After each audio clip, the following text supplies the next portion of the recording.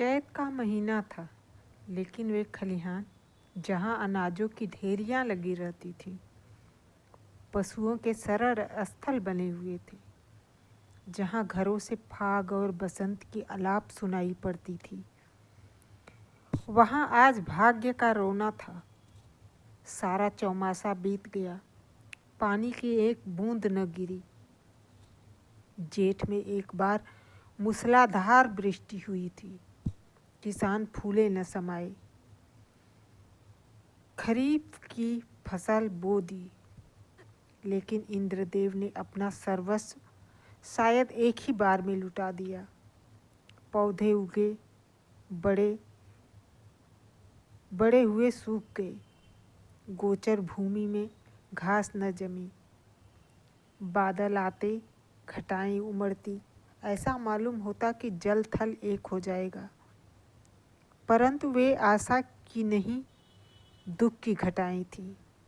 किसानों ने बहुतेरे जप तप किए, ईंट और पत्थर देवी देवताओं के नाम से पूजाए, बलिदान किए। पानी की अभिलाषा में रक्त के पनाले बह गए, लेकिन इंद्रदेव किसी तरह न पसीजे। न खेतों में पौधे थे, न गोचरों में घास, न तालाबों में पानी। बड़ी मुसीबत का सामना था। जिधर देखिए धूल उड़ रही थी। दरिद्रता और क्षुधा पीड़ा के दारुण दृश्य दिखाई देते थे। लोगों ने पहले तो गहने और बर्तन गिरवी रखे और अंत में बेच डाले।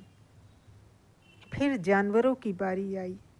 जब जीविका का अन्य कोई सहारा न रहा, तब जन्मभूमि पर जान देने वाले किसान बाल बच्चों को लेकर मजदूरी करने निकल पड़े।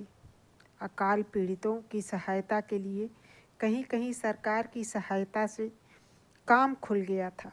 बहुतेरे वहीं जाकर जमी, जहाँ जिसकी सुविधा हुआ वह उधर ही जा निकला।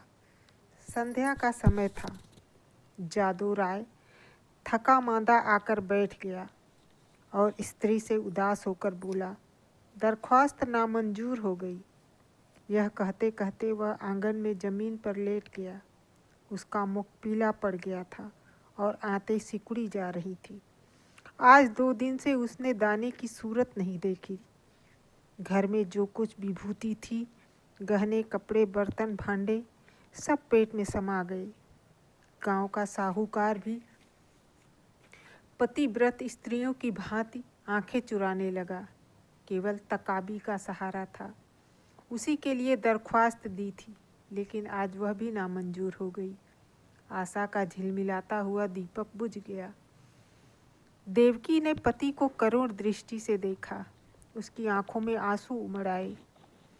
पति दिन भर का थका मांदा घर आया है, उसे क्या खिलावे। लज्जा के मारे वह हाथ पैर धोने के लिए पानी भी न लाई। जब हाथ पैर धोकर आशा भरी चितवन से वह उसकी ओर देखेगा, तब वह उसे क्या खाने को देगी। उसने आज कई दिन से दाने की सूरत नहीं देखी, लेकिन इस समय उसे जो दुख हुआ वह क्षुधा तुरता के कष्ट से कई गुना अधिक था। स्त्री घर की लक्ष्मी है। घर के प्राणियों को खिलाना पिलाना वह अपना कर्तव्य समझती है, और चाहे उसका अन्याय ही क्यों न हो। लेकिन अपनी दीनहीन दशा पर जो मानसिक वेदना उसे होती है, वह पुरुषों को नहीं होती। हठात उसका बच्चा साधो नींद से चौंका और मिठाई के लालच में आकर वह बाप से लिपट गया।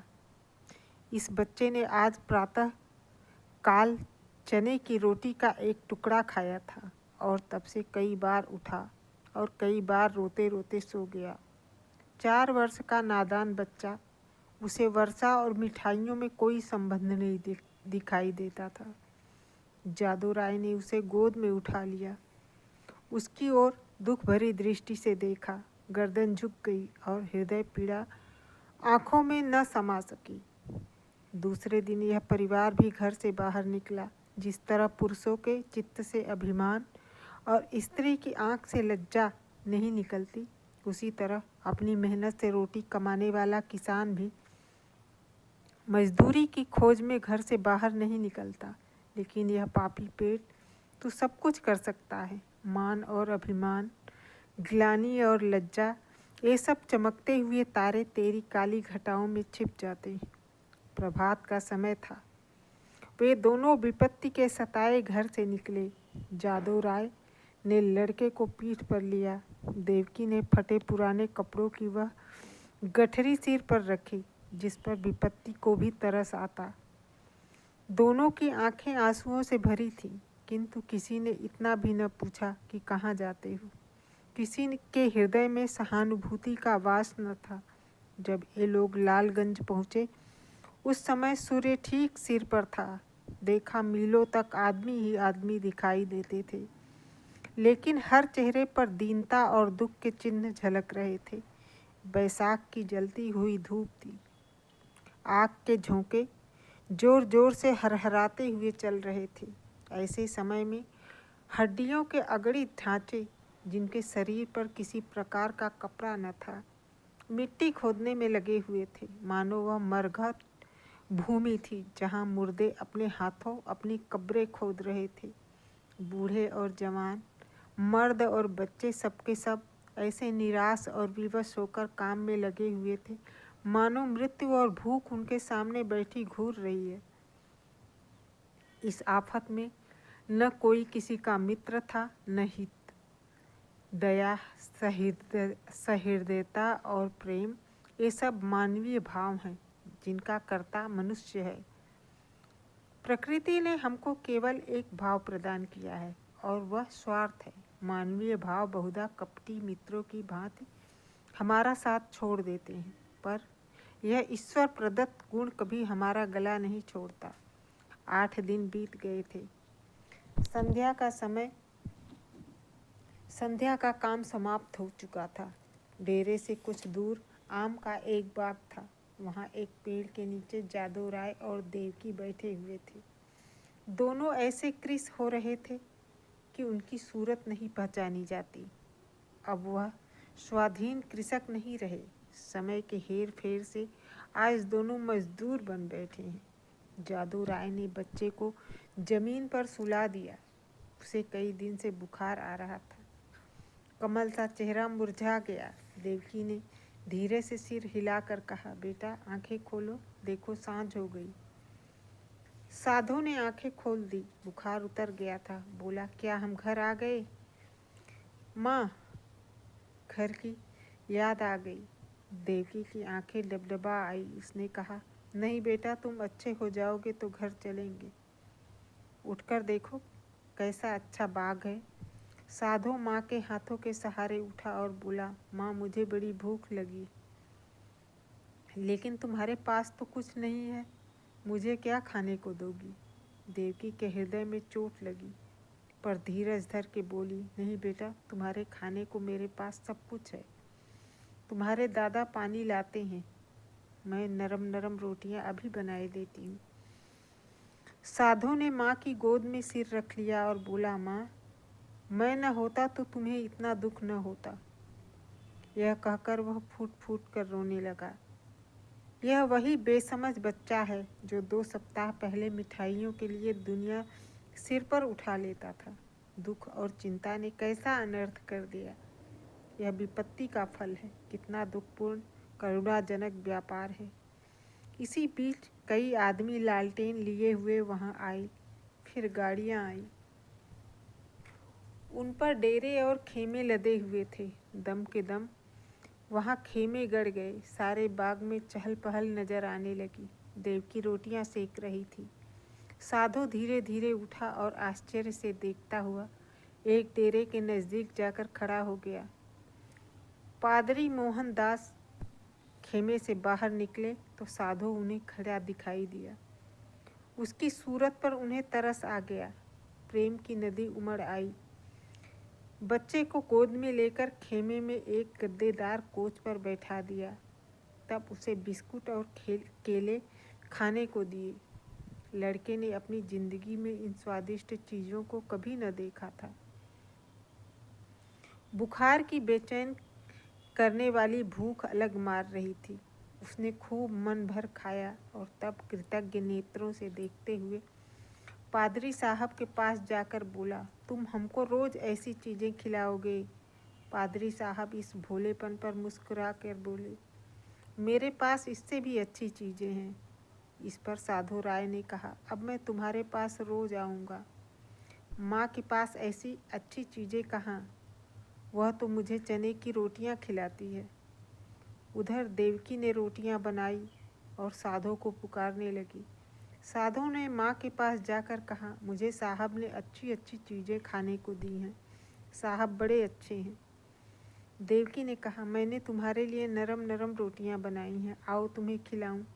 साधु बोला, अब मैं न खाऊंगा, साहब कहते थे कि मैं तुम्हें रोज़ अच्छी अच्छी चीज़ें खिलाऊंगा, मैं अब उनके साथ रहा करूंगा।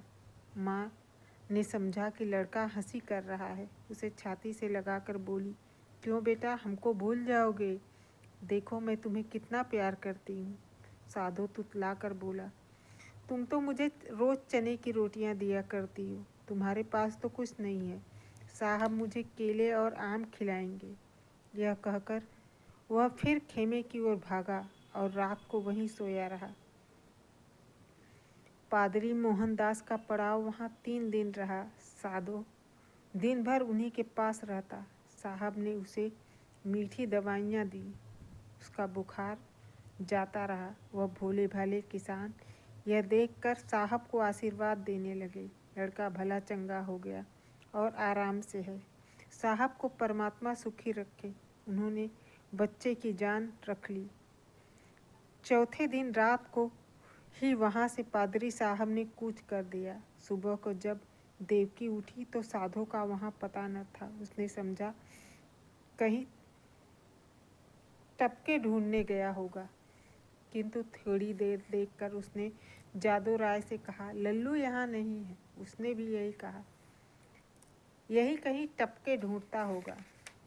लेकिन जब सूरज निकल आया और काम पर चलने का वक्त हुआ तब जादू राय को कुछ संशय हुआ। उसने कहा, तुम यहीं बैठी रहना, मैं अभी उसे लिए आता हूँ। जादू राय ने आसपास के सब बागों को छान डाला और अंत में जब 10 बज गए तो निराश लौट आया। साधु न मिला। यह देखकर देवकी दहाड़े मार रोने लगी। फिर दोनों अपने लाल की तलाश में निकले। अनेक विचार चित्त में आने लगे। देवकी को पूरा विश्वास था कि साहब ने उस पर कोई मंत्र डालकर वश में कर लिया, लेकिन जादव को इस कल्पना के मान लेने में कुछ संदेह था। बच्चा इतनी दूर अनजान रास्ते पर अकेले नहीं जा सकता। फिर दोनों गाड़ी के पहियों और घोड़ों की टापों के निशान देखते चले जाते थे, यहाँ तक कि वे एक सड़क पर आ पहुँचे। वहाँ गाड़ी के बहुत से निशान थे। उस विशेष लीड की पहचान न हो सकती थी। घोड़े के टाप भी एक झाड़ी की तरफ जाकर गायब हो गए। आशा का सहारा टूट गया। दोपहर हो गई। दोनों धूप के मारे बेचैन और निराश से पागल हो रहे थे। वहीं एक वृक्ष की छाया में बैठ गए। देवकी विलाप करने लगी। जादव राय ने उसे समझाना शुरू किया। जब जरा धूप की तेजी कम हुई तो दोनों फिर आगे चले, किंतु अब आशा की जगह निराशा साथी थी। घोड़े की टापों के साथ उम्मीद का धुंधला निशान गायब हो गया। शाम हो गई थी। इधर उधर गायों बैलों के झुंड निर्जीव से पड़े दिखाई देते थे। यह दोनों दुखिया हिम्मत हार कर एक पेड़ के नीचे टिक रहे। उसी वृक्ष पर मैंने का एक जोड़ा बसेरा लिए था। उनका नन्हा सा शावक आज ही एक शिकारी के चंगुल में फंस गया था। दोनों दिन भर उसे खोजते फिरे। इस समय निराश होकर बैठे रहे। देवकी और जादव को अभी तक आशा की झलक दिखाई देती थी, इसलिए वे बेचैन थे।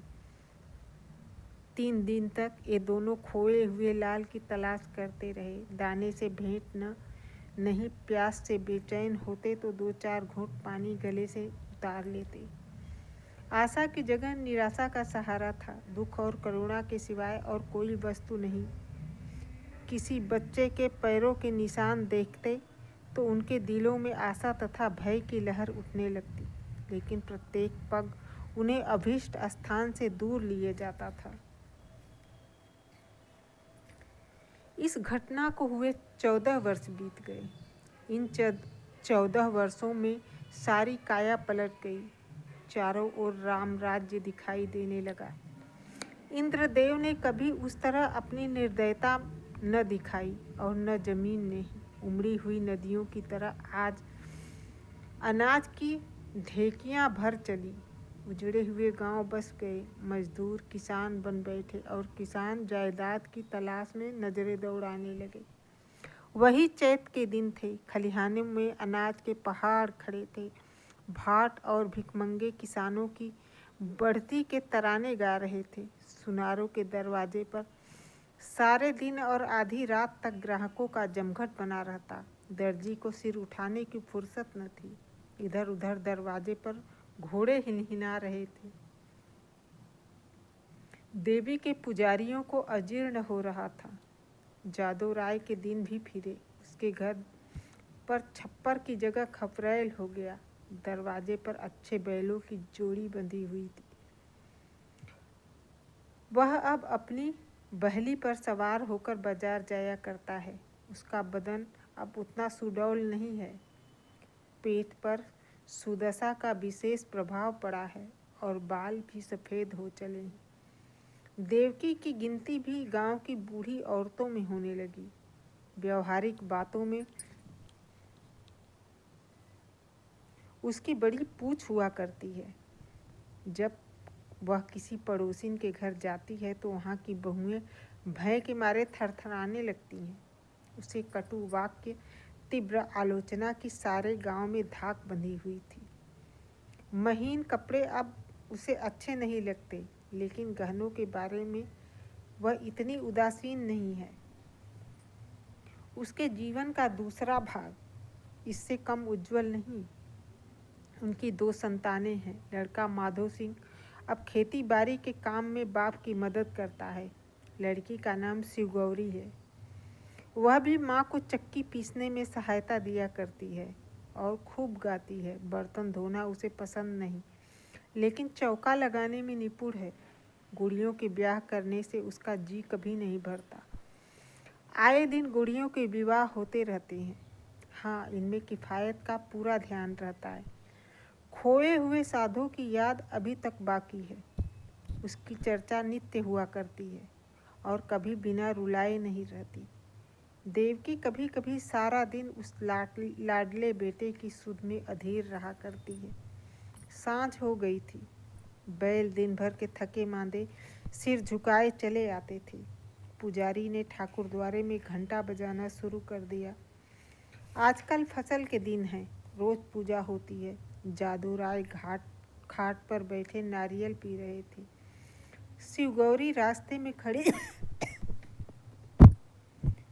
उन बैलों को कोस रही थी जो उसके भूमिस्थ विशाल भवन का निरादर करके उसे रौंदते चले जाते थे।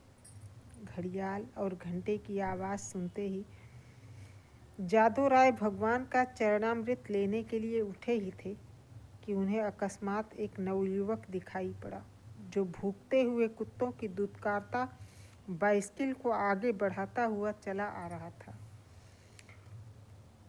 उसने उनके चरणों पर अपना सिर रख दिया। जादू राय ने गौर से देखा और तब दोनों एक दूसरे से लिपट गए। माधव भौचक होकर बाइसिकल को देखने लगा। शिवगौरी रोती हुई घर में भागी और देवकी से बोली, दादा को साहब ने पकड़ लिया है। देवकी घबराई हुई बाहर आई।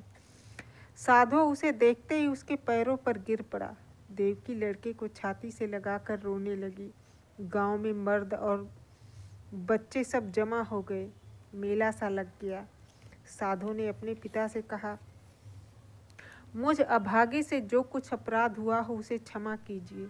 मैंने अपनी नादानी से स्वयं बहुत कष्ट उठाए और आप लोगों को भी दुख दिया, लेकिन अब मुझे अपनी गोद में ले लीजिए। देवकी ने रोकर कहा, जब तुम हमको छोड़कर भागे थे तो हम लोग तुम्हें 3 दिन तक बेदाना पानी के ढूंढते रहे, पर जब निराश हो गए तब अपने भाग्य को रोकर बैठे रहे।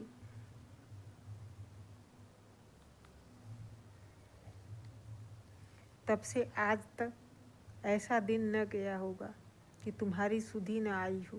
रोते रोते एक युग बीत गया। अब तुमने खबर ली है, बताओ बेटा, उस दिन तुम कैसे भागे और कहाँ जाकर रहे? साधो ने लज्जित होकर उत्तर दिया, माता जी, अपना हाल क्या कहूँ। मैं पहर रात रहे आपके पास से उठकर भागा। पादरी साहब के पड़ाव का पता शाम को ही पूछ लिया था। बस पूछता हुआ दोपहर को उनके पास पहुंच गया। साहब ने पहले समझाया कि अपने घर लौट जाओ, लेकिन जब मैं किसी तरह न माना तो उन्होंने मुझे पूना भेज दिया। मेरी तरह वहाँ सैकड़ों लड़के थे। वहाँ बिस्कुट और नारंगियों का भला क्या जिक्र। जब मुझे आप लोगों की याद आती मैं अक्सर रोया करता था, मगर बचपन की उम्र थी। धीरे धीरे उन्हीं लोगों में हिल मिल गया। हाँ, जब कुछ होश आया और अपना पराया समझने लगा हूँ, तब से अपनी नादानी पर हाथ मलता रहा हूँ। रात दिन आप लोगों की रट लगाई हुई थी। आज आप लोगों के आशीर्वाद से यह शुभ दिन देखने को मिला। दूसरों में बहुत दिन काटे, बहुत दिनों तक अनाथ रहा। अब मुझे अपनी सेवा में रखिए, मुझे अपनी गोद में ले लीजिए। मैं प्रेम का भूखा हूँ। बरसों से मुझे जो सौभाग्य नहीं मिला वह अब दीजिए। गांव के बहुत से बूढ़े जवान थे। उनमें से जगत सिंह बोले, तो क्यों बेटा, तुम इतने दिनों तक पादरियों के साथ रहे, उन्होंने तुमको भी पादरी बना लिया होगा। साधु ने सिर झुकाकर कहा, जी हाँ, यह तो उनका दस्तूर ही है। जगत सिंह ने जादू राय की तरफ देखकर कहा, यह बड़ी कठिन बात है। साधु बोला, बिरादरी मुझे जो प्रायश्चित बतलाएगी मैं करूँगा। मुझसे जो कुछ बिरादरी का अपराध हुआ है नादानी से हुआ है, लेकिन मैं उसका दंड भोगने के लिए तैयार हूँ।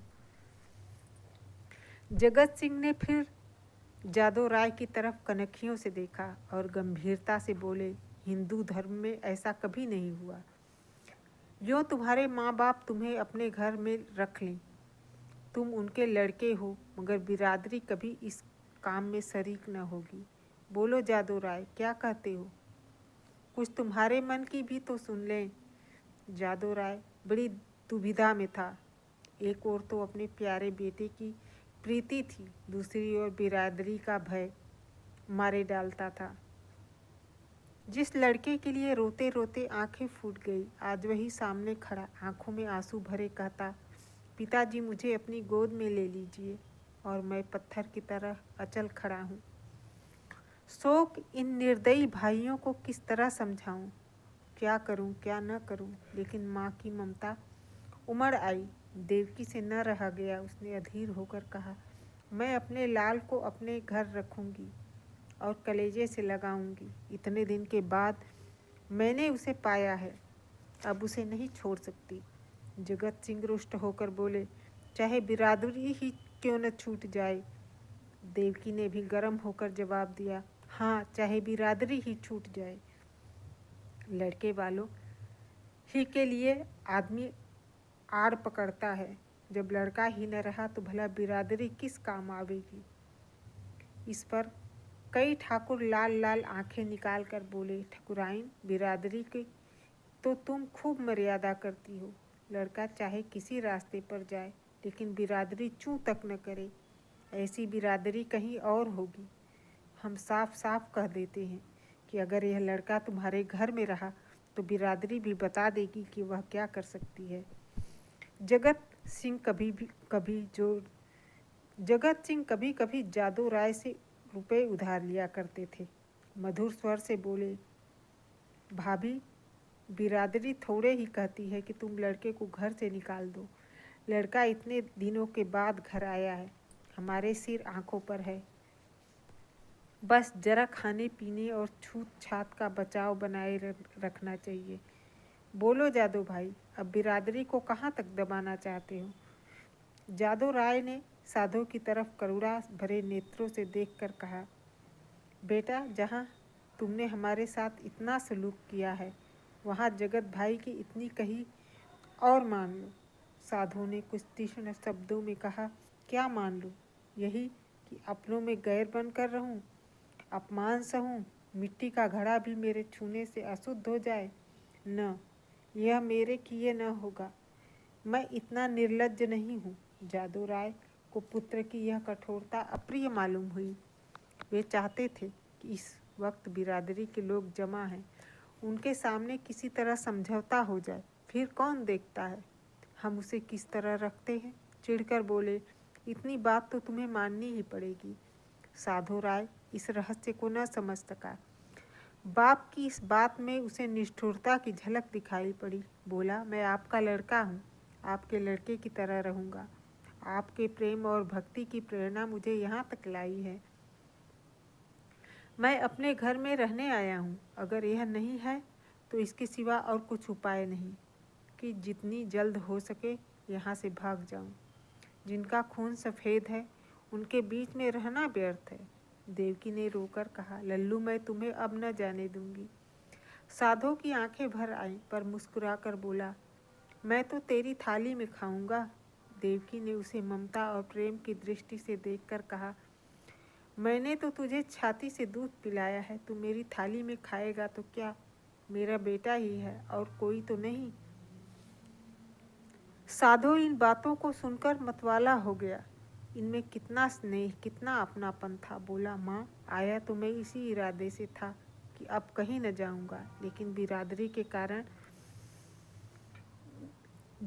के कारण यदि तुम्हें जाति च्युत कर दिया तो मुझे न सहा जाएगा। मुझसे इन गवारों का कोरा अभिमान न देखा जाएगा। इसलिए इस वक्त मुझे जाने दो। जब मुझे अवसर मिला करेगा तुम्हें देख जाया करूँगा। तुम्हारा प्रेम मेरे चित्त से नहीं जा सकता, लेकिन यह असंभव है कि मैं इस घर में रहूं और अलग खाना खाऊं, अलग बैठूं। इसके लिए मुझे क्षमा करना। देवकी घर में से पानी लाई। साधो हाथ मुंह धोने लगा। शिवगौरी ने माँ का इशारा पाया तो डरते डरते साधो के पास गई। साधो ने आदरपूर्वक दंडवत की। साधो ने पहले उन दोनों को आश्चर्य से देखा, फिर अपनी माँ को मुस्कुराते हुए देखकर समझ गया। दोनों लड़कों को छाती से लगा लिया और तीनों भाई बहन प्रेम में हंसने खेलने लगे। माँ खड़ी यह दृश्य देखती थी और उमंग से फूली न समाती थी। जलपान करके साधो ने बाइस्किल संभाली और माँ बाप के सामने सिर झुकाकर चल खड़ा हुआ। वहीं जहाँ से तंग होकर आया था, उसी क्षेत्र में जहाँ कोई अपना न था। देवकी फूट फूट कर रो रही थी और जादू राय आंखों में आंसू भरे हृदय में एक ऐंठन सी महसूस करता हुआ सोचता था, हाय मेरे लाल, तू मुझसे अलग हुआ जाता है। ऐसा योग्य और होनहार लड़का हाथ से निकल जाता है, और केवल इसलिए कि अब हमारा खून सफ़ेद हो गया है।